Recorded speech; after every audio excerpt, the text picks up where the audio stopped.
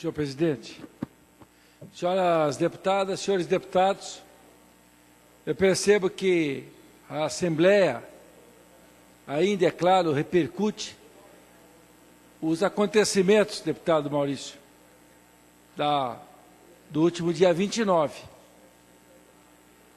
E, ao mesmo tempo, senhor presidente, eu gostaria aqui, sem me aprofundar no debate político, falar sobre as questões que são reais, as questões que envolvem a database do servidor público do Estado do Paraná, que inclui, inclusive, a categoria dos professores, e essa é uma decisão que compete exclusivamente ao chefe do Poder Executivo Estadual e iniciar o processo legislativo.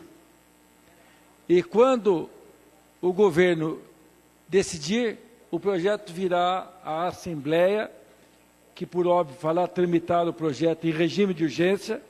Eu já assumo publicamente aqui esse compromisso de tramitar o projeto, de pedir o regime de urgência. E, ao mesmo tempo, o governo já iniciou o debate com os servidores, através do Fórum das Entidades Sindicais, realizando na última semana, na terça-feira, a primeira reunião. Amanhã tem uma outra reunião de trabalho que será conduzida pela secretária de Estado da Administração, Dinorá Boto, Portugal, e também haverá a participação do secretário de Planejamento do Estado, Silvio Barros, na medida que ele discutirá também a questão orçamentária e financeira nessa reunião com o Fórum das Entidades Sindicais, além, é claro, das principais lideranças dos sindicatos, como a PP Sindicato, Sindsaúde e os demais sindicatos que debaterão sobre o tema. Digo isso até como para dar um informe a todas e todos que efetivamente está instalado uma mesa de negociação e por óbvio, vai se tratar sobre a questão da database. Também, por outro lado, não posso deixar aqui de poder fazer uma consideração em relação a algumas das falas que trataram sobre a questão da Previdência. Ora, senhores, eu ouvi aqui as palavras do deputado professor Lemos, quem eu sempre referencio como uma pessoa que está interessada não em complicar, mas em resolver, mas eu não posso deixar aqui de fazer um reparo em relação ao que ele disse. Porque o professor Lemos, ele não vai, quando terminar o prazo de serviço dele, o tempo de serviço, que embora ele está licenciado por força constitucional, né, de exercer a função de professor, por conta do mandato parlamentar, ele não vai se aposentar pelo Fundo Previdenciário.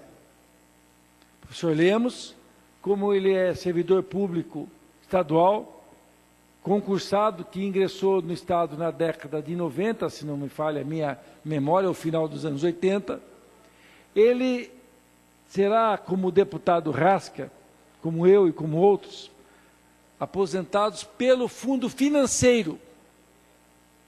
Outros tantos serão pelo fundo militar. Por que eu estou dizendo isso? Porque se fala do fundo previdenciário como se ele fosse a fonte inesgotável das aposentadorias. Não é. A grande massa dos servidores públicos do Paraná, ela será sempre aposentada pelo fundo financeiro e pelo fundo militar. E o que ninguém diz é que para essas aposentadorias não é o dinheiro do Fundo de Previdência que vai pagar essa conta. Quem paga essa conta é o Tesouro do Estado. Como também quem garante a aposentadoria para qualquer servidor público no Paraná, independente se ele ingressou anterior a 2004 ou posterior a 2004, quem garante a aposentadoria é o Estado do Paraná. Diga-se mais, no ordenamento jurídico nosso, na própria lei de responsabilidade fiscal, é permitido, inclusive, quando o Estado extrapola os índices permitidos, inclusive demitir servidores públicos estáveis ou concursados com base na lei de responsabilidade fiscal, até para quem tem estabilidade. É permitido. O que não é permitido ao Estado, só uma única coisa que é sagrada, não se tem como exonerar ou demitir servidor público que está aposentado.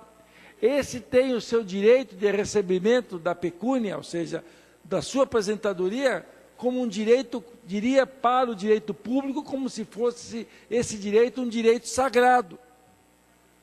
Eu estou dizendo isso porque o terrorismo que se faz em relação aos servidores e servidoras públicas do Estado do Paraná é muito grande. Desestabiliza muitas famílias no sentimento que de uma hora para outra poderão perder o direito à aposentadoria, o que é mentira. Mentem aqueles que falam sobre isso de forma demagógica. Criam artificialmente um Estado como se alguém estivesse perdendo algum direito. Mentem também quando nas suas falas dizem, olha, vai ser reduzido o prazo de solvência do Fundo Previdenciário de 57 para 35 anos. Mas o que não dizem? Não dizem que em 2012, antes da lei 17.435, deputado Márcio Paulic, era de 8 anos a solvência do fundo, dava só para pagar 8 anos e acabava o dinheiro. Agora vai ficar com esse projeto novo 35 anos.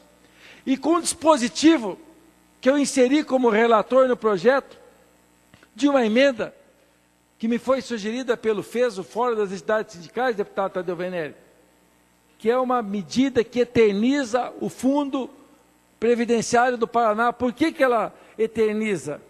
Porque nós, até 2023, o Poder Executivo, como tem o critério da progressividade, a cada ano aumenta 5% sobre a massa de contribuições dos servidores que estão no Fundo de Previdência, das contribuições deles somadas com as contribuições do Poder Executivo, ou do Judiciário, ou do Ministério Público. Acrescenta 5% ao ano. Então, até 2023, o Estado vai estar pagando 22% contra os 11% dos servidores no Fundo Previdenciário.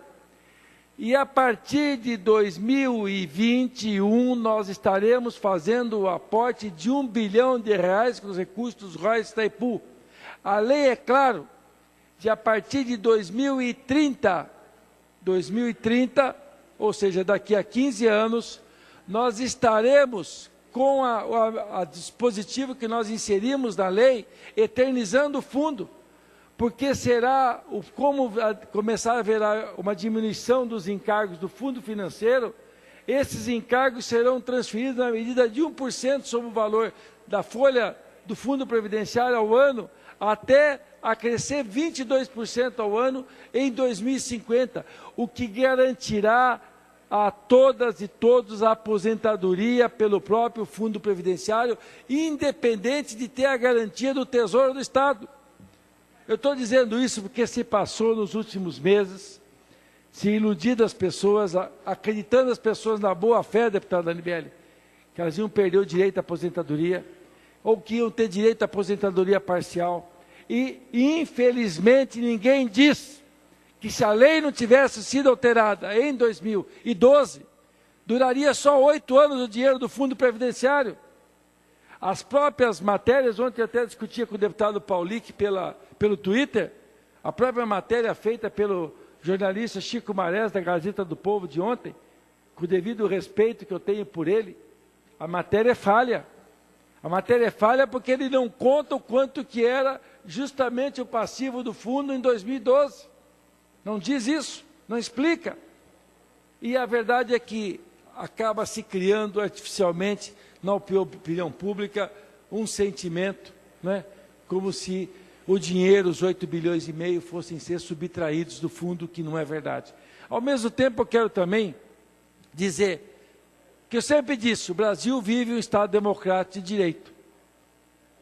Se o procurador do Tribunal de Contas faz um questionamento, obviamente cabe àquela Corte de Contas analisar a juridicidade do questionamento que é feito em relação ao Ministério Público do Tribunal de Contas.